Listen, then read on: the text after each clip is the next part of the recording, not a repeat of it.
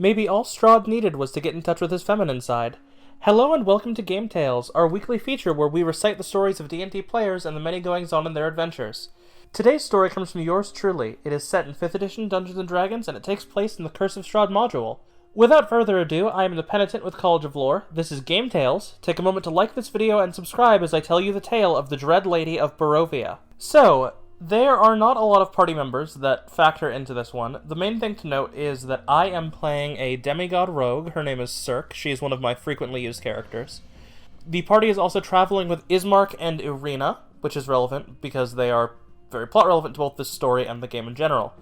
Irina is notably a lesbian who has no interest in Strahd for several reasons at this point, and we are also traveling with Vasily von Holtz, who is meant to be Strahd's alter ego, but he's run more as Strahd's proxy in this version of the game. The party had traveled for a while. They had traveled through the village of Barovia, through Serpool, through Vallaki, and they eventually come to the ruins of Berez, where they meet Baba Lysaga, a character who is kind of frequently mentioned in some of our stories, and actually comes up in our actual play in one of the early arcs. We play her as a witch who makes deals, who will make trades and exchanges, and kind of grant wishes, but at a cost. So a lot of players come in, make their deals, what have you. Not a lot of them factor into this story, except for Cirque, my character, the demigod, who trades her demigod shapeshifting for the Sun Sword. And Baba Lysaga agrees, but adds the kind of corollary that she can lock Cirque into a form, for the time being, a form that's different from her own, and that she will return the shapeshifting back to Cirque after, if Strahd is beaten, to which she agrees, and Baba Lysaga kind of immediately turns Cirque into the identical image of Sergei, which is Strahd's brother. She does this as a nod to Strahd. This was kind of, from a DM's perspective, I didn't really know what cast the DM was planning, but it was kind of this taunt to Strahd that these people, these younger people, are together, just like Sergei and Tatiana, Irina's original identity, were together because Cirque, my character, had entered a romantic relationship arc with Irina.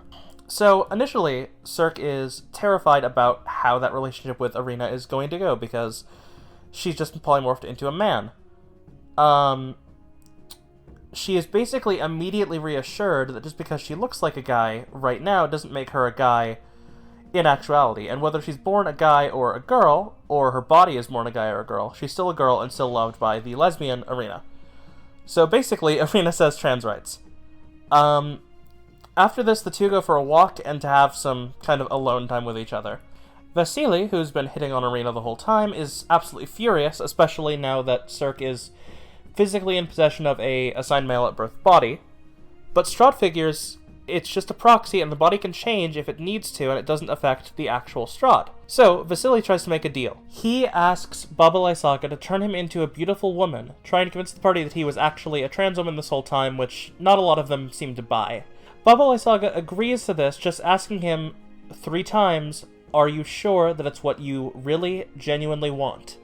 To which he agrees all 3 times. The deal is sealed, but nothing happens to Vasily. His face drops immediately, and none of the party really knows what's going on. What happened was this: he is just a proxy of Strahd, and because he is a proxy of Strahd, not a separate person, he didn't change, but Strahd did. The deal was set up between Baba Lysaga and Strahd via proxy. The party, who was already suspicious of Vasily, starts to figure this out and piece it together, and when they start getting close to the truth, Vasily just admits it and calls them fools, to which Ismark kills him almost immediately. Now, with his power, Strahd could have likely fixed himself with no issue.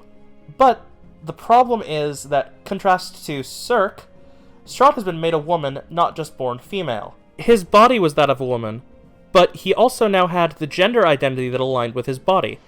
And for the rest of that campaign, a bit humiliated and angry about it, Strahd lived as, and eventually died as, a woman.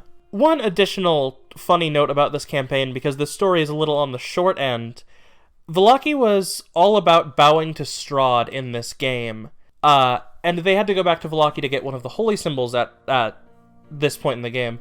So when they arrive there, the party finds that the burgomaster had kind of figured out Strahd's change, and because they were all about bowing to Strahd, they forced every resident of the city to drink a true polymorph potion they got from a mysterious magic figure who arrived in the town. And they forced any visitor to drink one purely out of solidarity with Strahd, which ended up working out great for Cirque, who was still in the assigned male at birth form that Baba Lysaga had put her in. So things all worked out pretty well there. At least for some of us.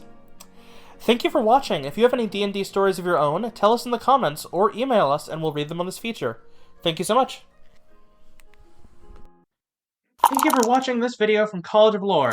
Remember to like this video, subscribe to join the party, and have a fantastic adventure.